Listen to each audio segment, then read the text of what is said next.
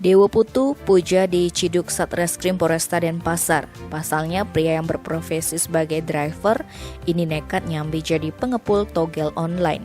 Kasih Humas Polresta Denpasar Ibtu Iketut Sukadi Selasa 19 November mengatakan penangkapan pria asal Banjaranyar Kediri Tabanan ini bermula saat tim opsional unit 5 Satreskrim menerima laporan dari masyarakat bahwa ada aktivitas judi togel online di Jalan Pantai Airport Kuta Badung.